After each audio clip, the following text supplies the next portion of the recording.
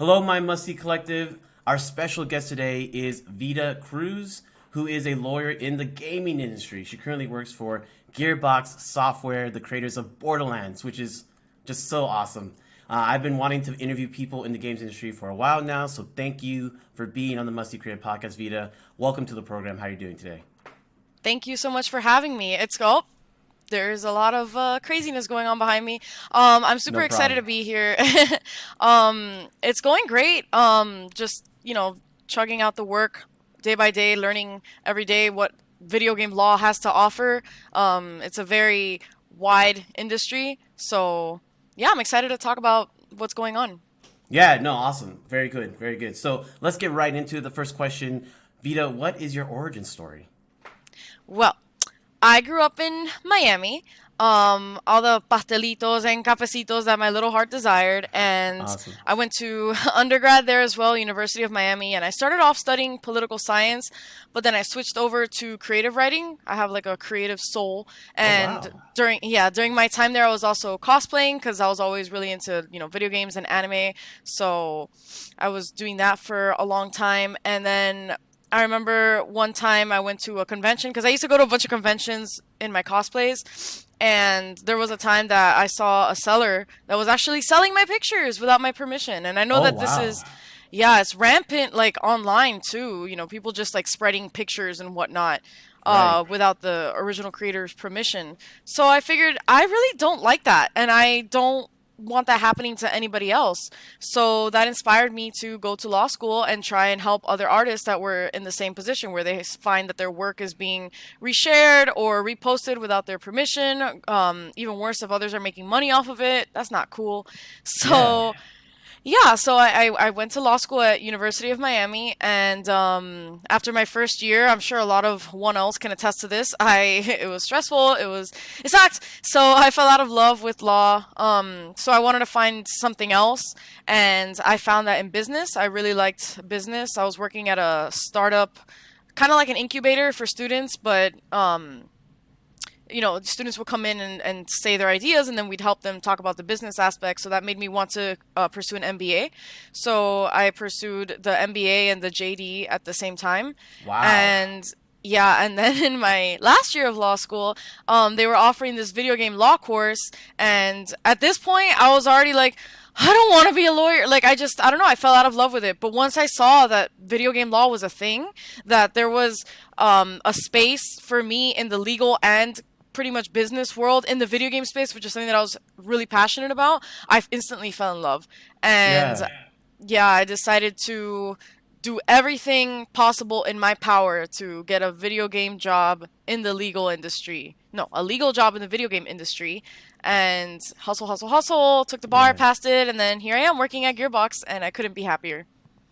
Oh, wow. That's amazing. So you were at a convention, you saw someone selling your artwork illegally, and you're like, wow, I'm going to go like kick butt for other artists right now.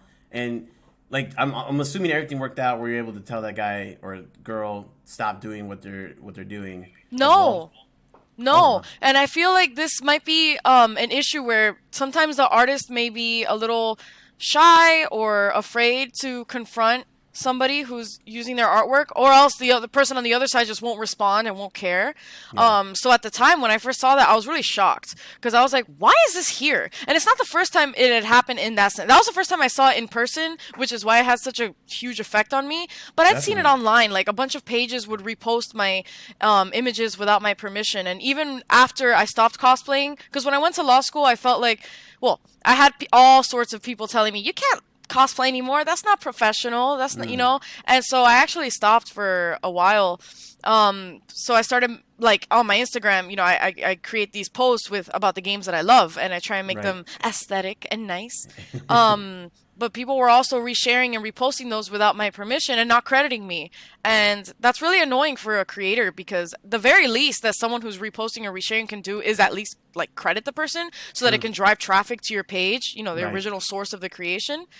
But some people don't care, or sometimes let's give them the benefit of the doubt. They don't know who the creator is. So I feel Right. like that's why it's important for you to watermark your work, not just because it'll give you any kind of like legal plus, because the copyright is yours as soon as you create it. That's the way it is.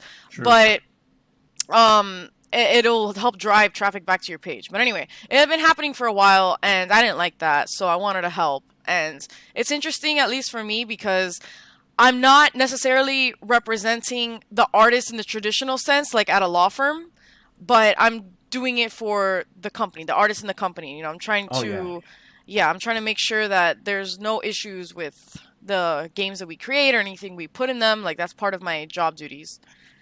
That's awesome. Wow, that's really cool. So, going back to like the start of your gaming love, like were your parents really supportive? Was it like that one Christmas day where you opened up the Super Nintendo or the Sega Genesis? I got the Sega Genesis. All my friends got Nintendo, and I was left out for like a long time. What was it for like for you? Well, I see your Nintendo 64 shirt, and Yes. kudos. Yes, I like it. Thank you. Yeah, no, my parents introduced me to gaming when I was very little with the NES. I had Oh the Duck wow. Hunt combo pack with the Super Mario Bros. And we would play all the time when I was a kid. And then we had, when the Nintendo 64 came out, it was like the most amazing thing because you had a 3D game. It wasn't just a 2D Right. platformer now. It was like there was actual 3D platform elements in Yeah, it, Mario 64 changed my life as right? far as like 3D platforming for sure. Yes, yes. That was the first game that I played on the N64, and I just have really like very specific deep memories of that game. So that's probably why it's like one of my favorites still today. Playing other games on the N64, going to Pokemon Blockbuster and Stadium? renting out the games. Huh? Yeah, I was saying Pokemon Stadium too for me. Yes, Pokemon Stadium 64, Kirby 64. I still have it. I mean, it's over there. Uh, Oh, snap. Yeah, I see that. Oh, that's awesome.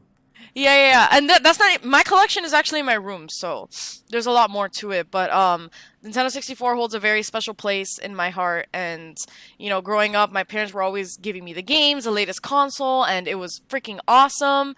And then when I got into undergrad, it kind of took a dip because I got obsessed with a little game called League of Legends. Oh, And okay, yeah, okay. it was actually funny how it happened because I was during the finals period in undergrad of my first year, and I had actually broken my leg, so I was bedridden pretty much, Wow. and I couldn't really like walk around much, so I was just on my computer all day. And what a perfect time to get obsessed with a game that you can just play on your bed all the time. For free? So Yeah. for free, that was Yeah. probably part of it. So they didn't like that I was staying up until like 3 a.m., 4 a.m. playing League of Legends. Well, who did you main back in those days? Oh And my what God, lane? Ari. Ari. Ari? And Mid so Ari. mid laner? Everybody who I started playing with advised me against it because Ari to begin with was a high skill cap champ, True, true. and on top of that, mid is a tough role. Very But tough. man, I just loved Ari, and it was funny because at the same time that I was playing or I got obsessed with League, I was watching this Korean drama called like My Girlfriend is a Gumiho. It's like about a nine-tailed fox, and Ari is a Oh nine-tailed wow. fox. Right, Uh huh. right. So Naruto. like I feel you. yes, and back then Ari was one of those expensive champs who was like 6,300 Yeah. IP, so I had to grind, Yeah. and ever since then, I guess maybe it's like a product of the first champ you play becomes your favorite, Yep. but Yep. even to this day, I've cosplayed like four of her skins. Like I still play her. I love to play her. So yeah, but my parents didn't really like that I was staying up that late, which I get it. Maybe one day when I'm a parent, I'll understand. But when I went to law school, especially, I was still staying up late and playing. So Wow. yeah, their support for that kind of like waned a little. They would like unplug the Wi-Fi. I mean, you know how it is. So Yeah. Yeah. focus on your school. Yeah. Yeah. No, I So understand. yeah. But when they saw my absolute passion for the video game industry and they saw that my love for law came back when I finally had something to work towards, a goal Yeah. that I was striving towards, Right. they became fully 1000% supportive. And, they helped me move out to Texas when I finally got the job at Gearbox. And they've just been all around extremely supportive ever since then. So it's awesome. That's amazing. Yeah, having supportive parents goes such a long way for the journey that we all go on. So, getting into games here, obviously we're all about storytelling here at the Musty Creative Podcast, and I just think games are telling some of the best stories out there in today's pop culture and culture in general. So, for you, what do you think about games as a storytelling medium? I think games are the best storytelling medium, and this is coming from someone that absolutely loves to read books Yeah. and used to be like a film buff in high school, and I Nice. just love watching movies and stuff. I think games are the most interactive storytelling medium because you give the players a sense of control in the outcome of the game. It helps Yep. you immerse yourself in the experience even more than a book or a movie because you can play a hand in what happens. You can Right. die, or you can, and especially in story-based like Telltale games, you can choose the outcome of your game. And I know Netflix has something similar that came out with the Black Mirror spin-off. I forgot the name of it, but I where forget. you I forget too, but you I know what I'm talking think about, right? yeah, I know what you're talking about. They also did the Minecraft story mode game. You could Oh, actually like watch and play along. I did the Minecraft one on Netflix, but you can do that too. that's so cool. I didn't know that there was a Minecraft one actually, because I Yeah. feel like I was late to the party with Minecraft, so I've never really like played it too much. But that's awesome. Oh I'll look yeah. into that. Yeah, yeah, Yeah, yeah, for definitely. sure. Um, but yeah, as a storytelling medium, I think that they are the most interactive medium there is right now, and it's only gonna get crazier with the advancements in VR and Yeah. AR. Yep. And that buzzword, the metaverse. I don't know, man. Yeah. I think it's coming. It's coming. Yeah. It feels like yeah, like I maybe like this past week I read an article on the metaverse and like every month I see an article pop up saying, "Oh, is Fortnite, when a new Fortnite release, oh, Fortnite's going to be the metaverse or now we have Roblox." It's just so many things that's going to be the metaverse and I'm glad I'm here for it. I read Ready Player 1 and 2, so I want to see it happen. I just don't know which thing it's going to be that is going to happen, but yeah. Yeah, no, I'm pumped for it. I mean, I'm very curious to see how it'll develop. We're not quite there yet, but the bigger that this industry gets, the more external industries get involved, and I love to see it. Oh Like, yeah. you've seen the rise of like things like NFTs, and you're Right. like, how does that even like tie into the game world? Like, isn't that just for art? And, like, no, like there's a huge industry that's bubbling for NFTs in the game industry where someone could buy something and Right. it is theirs, and maybe in the future they could take that thing that they bought and use it in this metaverse where you buy a hat, it's yours, you can put it Yep. on any character you own in any game that you play. And I feel like that's crazy, but we're getting somewhere. There's a lot of money in that industry too, and when there's money, people come knocking. So True. I'm very curious to see like where it'll go.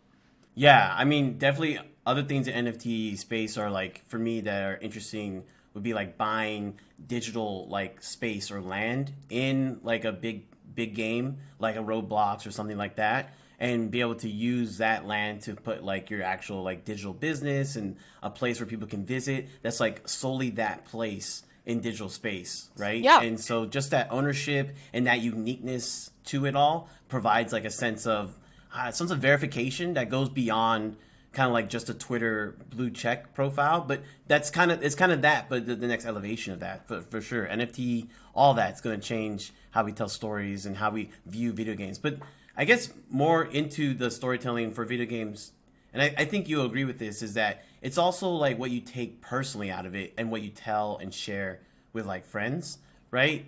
And for you, like, you don't have to say it right now, but do you have those kind of moments that you can think back in time where it's like, wow, when I played this game and did this move and had this reaction from the boss, or like, are those the kind of stories you like to tell friends as you think about nostalgia for like video game gameplay experiences in the past? for sure. And I feel like something to add on to that experience is when you share it with other people. So online co-op games like Borderlands, where you're all trying to beat this big boss together, I Right. think is beautiful, and it just creates memories for everybody where you always remember, oh man, that boss was Yeah. so annoying, but we did it. Like, we did it Yeah. together. Yeah. And I think it's really great. Like, for example, I was streaming Mortal Kombat on Twitch a couple months ago, and I was trying to beat this person. Like, there was this mission, this task that I had to do, and I Yeah. wasn't getting it the first time because I had to do a specific combo and it just wasn't happening. But I had Right. people in the chat cheering me on and encouraging me, and the fact that I finally did it after all that, and I think I have it as like a highlight on my Twitch. But the fact that I did it, it just felt like such a shared experience with everybody in the chat that, we did this together kind of. And I Yeah, think that that's really beautiful. I don't need to have somebody specifically next to me to be able to share my gameplay that's true. experiences. I can share it with people all over the world if they're tuned Right. into my Twitch and participating and all that. So I think that's really awesome. Oh yeah, especially during the pandemic, like having Twitch and using it as a way to communicate with friends and family. But yeah, how does Twitch? Great segue, actually, by the way. How does Twitch affect the lifespan of video games, in your opinion?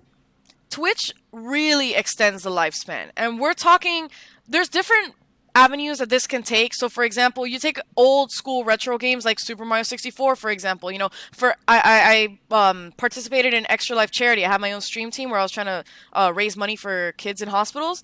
And I was trying to do a speed run of Super Mario 64. That game is really old. It's like over Yeah, 20 years old at this point, right? yeah. So the fact that you can take an over 20-year-old game and bring it back to life just in a new way, I think is beautiful, because now you're not just playing the game to play the game, but you have an added incentive. So you could speed run it, you could slow run it like me because I suck.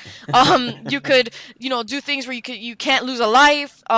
You can do things where it's like a challenge where you can only use like one button, for example. Like there are ways Oh that wow. people play games on Twitch now, yeah, that kind of incentivize breathing new life into a game by changing a little aspect of how you play it, like always coming up with new ways to do it. Not only that, but you think about competitive games that maybe might have died out earlier, but because people are still playing it on Twitch, giving it that kind of like ad space in a way, showing that people are still playing it, encourages others to also want to play that game. Oh And I yeah. feel like, yeah, the influencer space is huge with games. It's really a driving factor of getting people to onboard onto the game, but also keep playing it and retain players over Yeah, time.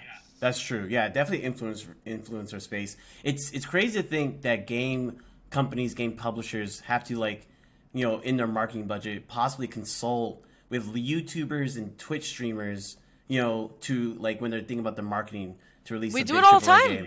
At Yeah, Gearbox, yeah. I'm actually heading up that department where it's like we want people to play the games that we publish, Gearbox right. Publishing, and so we contract with influencers in across the spectrum and we get them to play our game. And I feel like it's great. And I'm always so excited when we onboard a new influencer because I'm like, oh, they're gonna be playing our game and showing other Yeah. people the game, and it's so awesome. Yeah. No, I mean that's so wild. Like I think of like my old days in the '90s and just like no thought of that ever occurring, that you could get paid for playing games outside of being obviously a game tester. But that is so cool. And let's talk more about Gearbox software and Gearbox publishing. So what is your official title at the company? It is associate counsel. Um, I'm on the legal team there, and really, our legal team is only two people right now. It's me and my boss, Oh and wow. I'm so grateful. Yeah, I'm so grateful that he took a chance on me, because I got this job straight out of law school. Which, for anybody who's in law school and wants to go in house, we all know that it's a very like long path. Usually you need tons of experience, and Right. I'm just blessed and grateful every day that my boss decided to take a chance on me, and I don't want to disappoint anybody at Gearbox, so I give it my all every single day. Yeah, no, that's great. I mean, I think if you just look at coming out of school in general, like a lot of these industries, tech, games. I'm in the tech industry. Getting those high profile jobs at those like places, those companies that you're like dreaming to work at, man, it's a blessing. So I that's awesome that you have that. What would you tell people about who are looking into the games industry? What kind of tips and could you suggestions would you give people advice? Yeah, yeah, yeah. This is actually something that I'm very, very passionate about. Like, I really want to help people get their foot in the door. I can't push them in, but I can Yeah. at least try and open the door as much as I can. And the biggest advice that I can give is to, it's cliche, but never give up. Because the Mm, ones who make it are the ones who, in the face of failure and rejection, keep going. They stand yeah. up and they keep going. And that's the way this industry is. Like, entertainment in general, you kind of have to know someone. That's the way it's been for years, and that's the way it is now. And getting your foot in the door means getting out there, networking with people, and getting to know people in the space. But Right. obviously, Genuinely, because if you show up trying to get to know somebody just because you think they're going to give you a job, that's not real. That's not genuine. And I think that True. sucks. But if you get to know people on a real level and show your passion for games and for the industry, people see that. Right. And people have gotten a lot better at seeing through like fakeness and inauthenticity. You see that a Right. lot with influencers as well. Like people this generation are probably smarter. Like I feel like they can catch on when somebody really believes in something or if they got paid to do it. Right. And Right. yeah, it's really important to be genuine and authentic with yourself and with your love for the industry. Yeah, and I think going back to your origin story, what I love about your origin story is that you really found like what you love about games and then made that into a passion and then got the job. Like the fact that you volunteered and not and also did cosplay work and going to conventions, building up a community that way, but you did volunteer work to help like games through like to help charity to do charity work through games. That's big. Like I feel like a lot of people outside of games don't understand that. Like maybe a lot of, finger pointers like, oh, games industry. Like the games industry does a lot of charitable work. And the fact that you're a part of that is just amazing. That shows your passion. So you're talking about things like that as far as showing your passion, showing your authenticity. Yeah. So you want to get your name out there. You want to show people that you are like a force to be reckoned with in the industry and that you are maybe not an authority just yet because obviously when you just start, do you really know that much? I don't know. But you can do your best to research. So I was trying to get my name out there. I was writing blog posts on my own website. I was writing blog posts for an attorney because I was just looking for those opportunities to just insert myself in the industry and get my name out there. Right. So in addition to writing those blog posts, I was doing the charity streams. Although honestly, the Extra Life charity streams are something that I'd been doing even before. Like I was looking for a job in the games industry. Like I'd been doing that since undergrad. When our video game club actually had an Extra Life charity team, and that was my first exposing into that area. And I thought it was absolutely beautiful that everybody was on board playing video games for 24 hours straight, trying to Yeah. raise money for a great cause. I love that. I love that so much. Everybody should be able to play games, you know? So Definitely. yeah, I was really happy that I was able to continue doing it and keep raising money. And that was one avenue through which I could express my passion, but also, through my Instagram where I'm just showing my raw love for the beginning of video games, the retro games, the current games, through Twitter where I would put my legal takes, through Twitch where I would just stream games sometimes just for the hell of it. Yeah.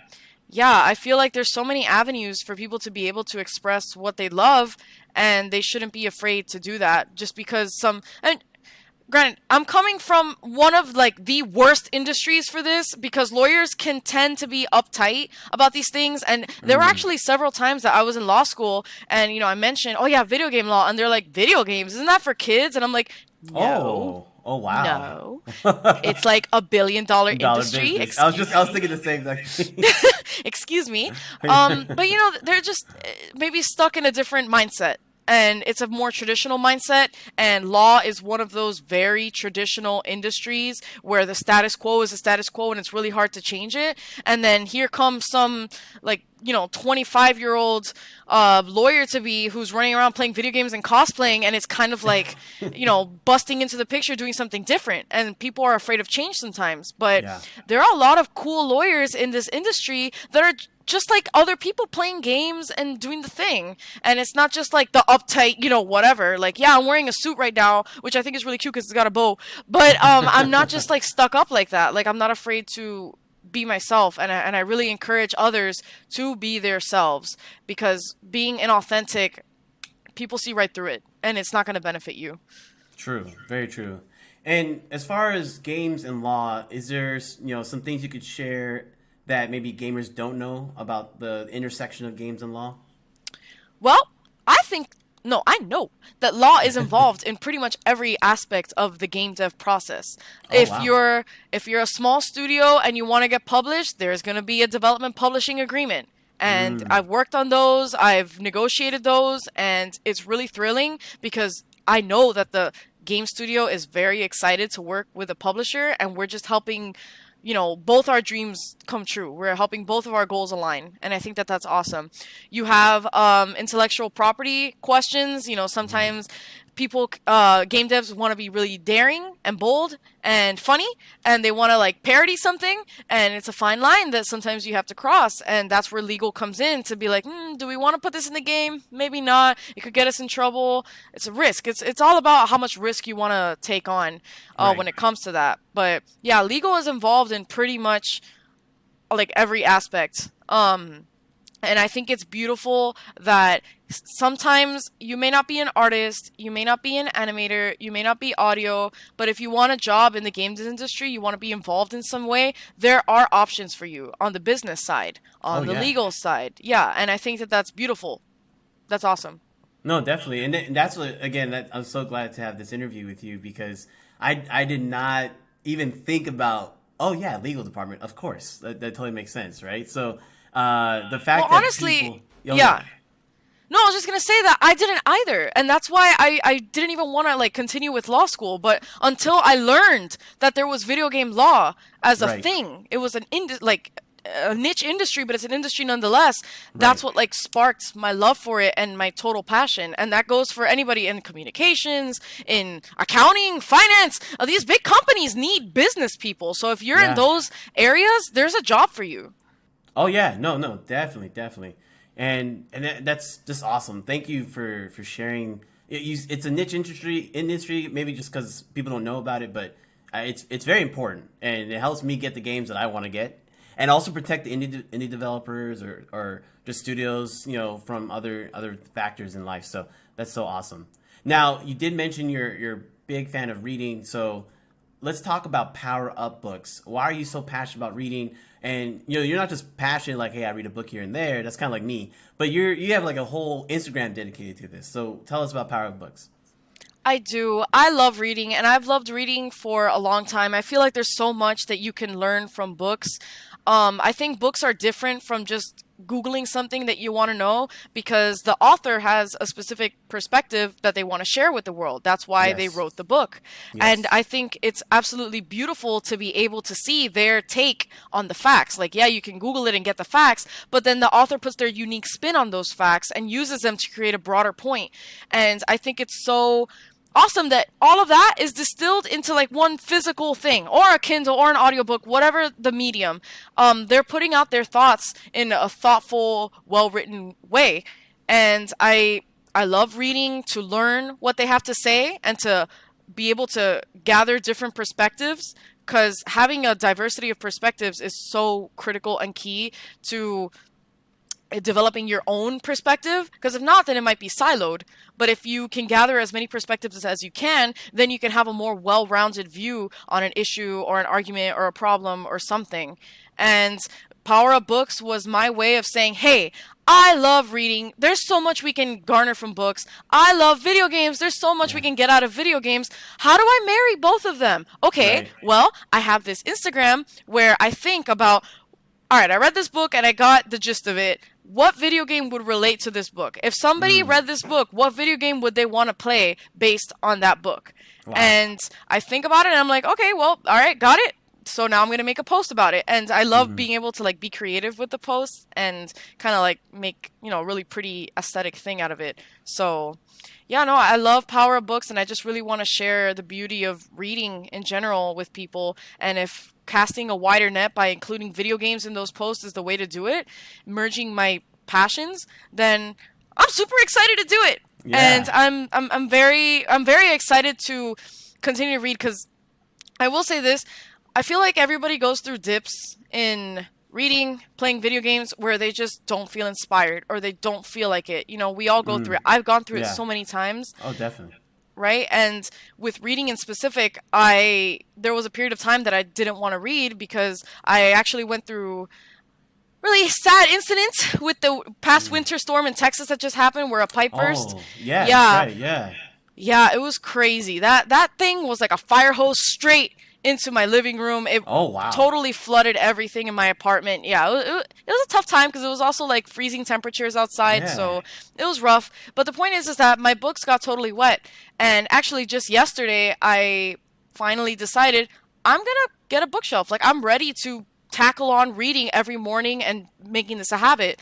Yeah. And so I cleaned them all up, but a lot of them developed mold from that Right. pipe burst incident. So I had to throw out a bunch of them. But actually, right there, that's my new bookshelf. And I've Oh been wow. my here's my thing. I'm created a rule for myself. I can only put the book on the shelf if I've read it. So that's incentivizing me Mm. and motivating me to finish those books that I never finished reading, and Yeah. then get them on that bookshelf. Oh So you're yeah. playing little games with your mind to Right. get you to do things. Yeah. No, those motivations, those daily motivations. I think one post I really liked from Power Books was the idea that just read like at least one page. You can just get started, and then you can see yourself get more and more into the book, and then you're reading 10 or 20 pages. And I've had to use the same motivation for myself as well throughout this year, because yeah, sometimes I love reading books, but then at other times it's like, man, this is taking too long. I know. Me too. Yeah. Me too.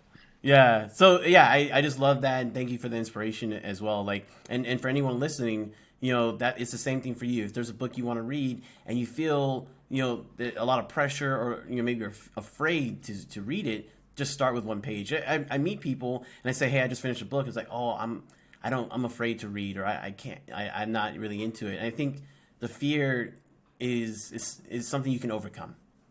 Yeah, no, and I think that goes for almost anything in life. It boils down to like habit formation. Yeah. If you want to get out to the gym, just go do something simple. Go on the treadmill. Go like do some biceps. Do whatever you're comfortable with, and then next time build a little bit on that, and build a little bit on that, and go a little harder than last time. Read a little more than last time. Play a little more of the game than last time, and that's how you develop those habits that make you want to keep doing the thing that you love and are interested in pursuing. Oh yeah, yeah, just that consistency. But also, just want to say too, you have Gym Leader Vita on IG, and then you have Power Up Books, which honestly makes me think of GameStop, because I think there's like a GameStop Power Up Club back in the day. Oh, there But was, yeah. That's yeah, funny. yeah. So I think you're good with the naming, like the on brand game naming. So maybe there's, Well, I don't know, thank future you. career for you. You're welcome. Actually, that's what I love. That's another thing about business that I have a total passion for. That's marketing and Yeah. either social media. That's what I got my MBA in. I got an MBA with a concentration in marketing because I Oh wow. legitimately love, yes, I legitimately love people being able to take that thing that they love and getting more eyes on it. Right. And if you have a passion for something like I do with the books, like I do with the video games, I just want to get it out there and show it to people. And then how do you do that? Well, through branding, through specific forms of maybe advertising, through like marketing. And I feel like it's such a beautiful thing. So thank you very much. It took me a while to come up with those names, but I did it. Yeah, no problem. Yeah, that's right. You got an MBA, and you got, wow, that's just, whew, that's awesome. Well, we're getting towards the end of our interview, but this has been a lot of fun. I want to get back to games here. What games got you through the quarantine? Ooh, definitely Animal Crossing. That game could not have come at a more perfect time Yeah, than when that's it true. did. And I think That's that almost the entire world would agree with that statement. Yeah. I remember it was funny because I remember Animal Crossing came out the same day that Doom came out. Yep. And Doom right, Eternal, like yeah. there were those crossover memes with like Yep. Isabelle and the Doom. The So Slayer, yeah. yeah, the Slayer, yeah. So I thought that was awesome, but definitely Animal Crossing that helped me get through the initial quarantine because I was living alone and I couldn't go out. So I was like, man, I am in this apartment for life. So Animal Crossing, Borderlands, because that was a fun co-op game that I played with my friends. We all got on Discord and we would play together, and it was That's freaking dope. awesome. Yeah. Yeah, and then I'll play League here and there. I was trying to stay away from League because that game makes me angry, It's and I was so like, toxic. It's so, so like it can be so bad. Literally, all I Yeah. play are ARMs now because oh wow, I yeah. can't deal. Yeah. Yeah, actually, I stopped playing ARAMs because I'm not. I just have fun. I'm an Ezreal AD carry player. I had Nice. to stop playing ARAMs because I guess wasn't playing well enough. We still won the game, but it was so toxic. I was like, I'm done. I'm going back. I to know. The yeah, I know. It sucks when like both your team and the other team are yelling at you and they're saying Yes. things, and it's like, Yeah, shut but up. we still won. I'm sorry. Yeah, exactly. I know. Yeah. So yeah. Awesome. I just, as a quick question, are you playing any Pokemon Unite at all? Hell yeah! That game Yes. is addicting! It's a Yes. problem! Oh my Yeah. god, all I think Yeah. about is like, I want to get Score Bunny because I don't want to pay. So I want to like Yeah. get Score Bunny. That's the character, the by the way, that I crown? really like. The crown? What do you mean the crown? Oh, sorry. What do you mean by score bunny? I'm sorry. I Go just ahead. want to buy the champ. I just want to get the license. Gotcha. Yeah. Yeah. I'm trying. I'm saving up for Snorlax. So yeah. I feel There you go. Yeah. The grind is so. It's crazy. real. Yeah. It's real. Yeah. Oh my god. And the thing with Pokemon Unite that's like absolutely crazy to me, I call it Baby League because it's a MOBA. But like, all right, there's MOBAs, there's Dota, there's other MOBAs. Okay, great. Right. But with Pokemon Unite, the barrier to entry is very, very low. So you can have very young children playing this game, and it's probably designed that way, right? Yeah. So sometimes on your team, you might have someone who doesn't really get MOBAs, and they're just playing to play. And I think it's like crazy the range of skill that you get in a game. Like when you're playing they're called standards, I guess norms.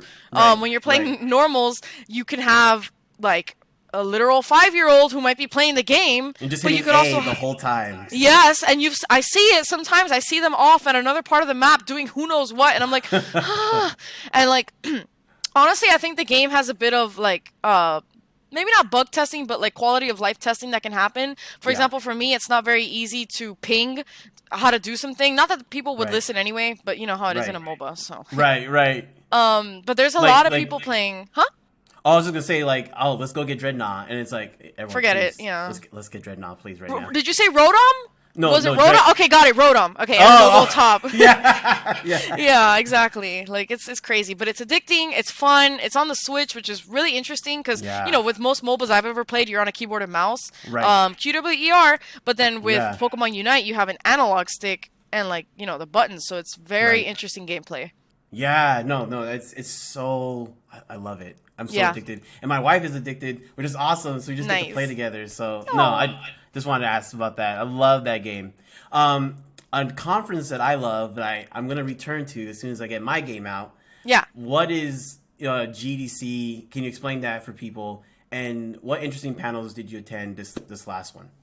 So GDC is amazing. Totally amazing, and I highly recommend that conference to anybody that's trying to get into the games industry, because that conference is actually what got me my job pretty much in this at Gearbox. So I have nothing but praise. It's Game Developers Conference. That's what GDC stands for. It's a conference intended for everyone in the game industry to kind of come together and learn more about the current state of video games on the business side or on the dev side. I was really fascinated by the panels, and I think it's really beautiful because, last year pandemic hit, they had to cancel it, and it sucks. I was really pumped about going back and being able to help others get into the game industry as a conference associate, which is what I did.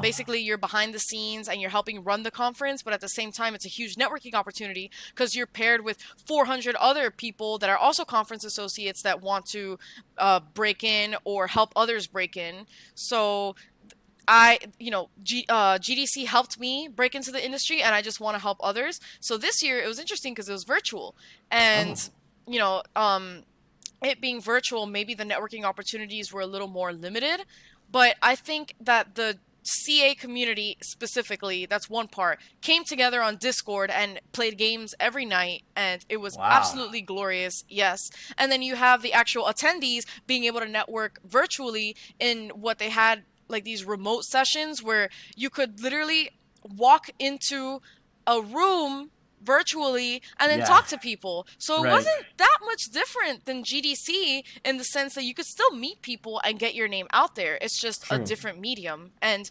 GDC adapted, and it's really great. Yeah, in fact, it might have been even a little bit easier because I remember I attended GDC back in 2009. I am so old when I say that, but and you had like the on-floor networking. But then, obviously, the main networking happens when people go to the bars or the restaurants and at night, and the parties, and you're like, hi, and you're like, okay, I know. It's just like people know each other and they want to hang out. There may be the one time of the year where they can hang out. So it's just if they don't know you, it's just a little hard for them.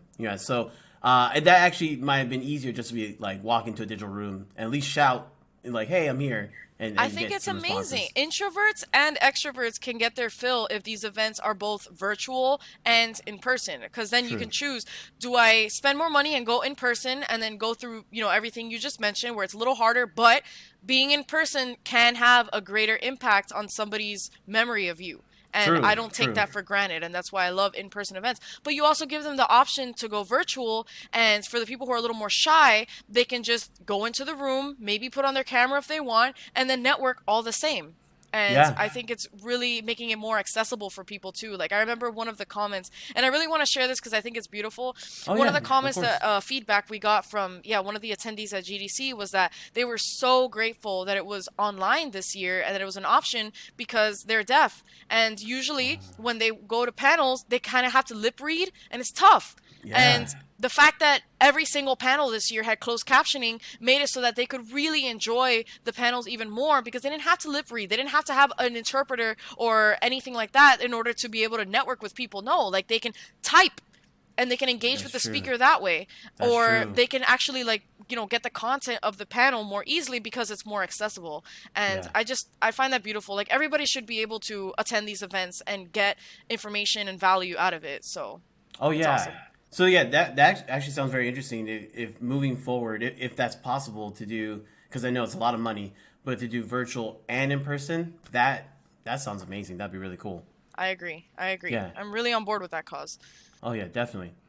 All right, so our last question for you, and then we'll move on to some bonus questions. So that's for the Patreon supporters. So get to the Patreon. But what is one thing you haven't done but you're dying to experience?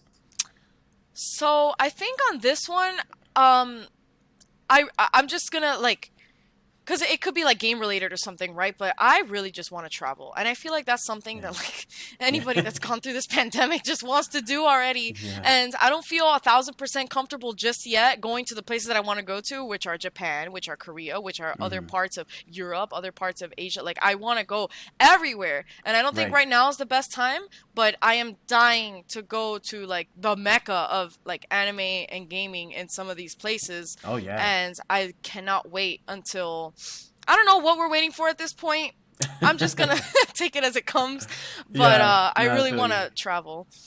Yeah, no, that sounds awesome. Right before the pandemic, my wife and I traveled to the UK.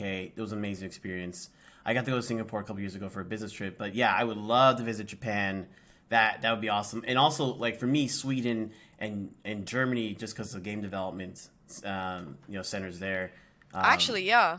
So yeah, I would love to do some more traveling. We'll see what happens. Hopefully things get better for us to do it. But thank you so much for this time that you've given us on the Musty Create Podcast, Veda. And do you want to do any plugging for websites, IGs, Twitters, anything like that? Yes. So, and this is a /tip in branding as well. Try and keep your name consistent across all platforms.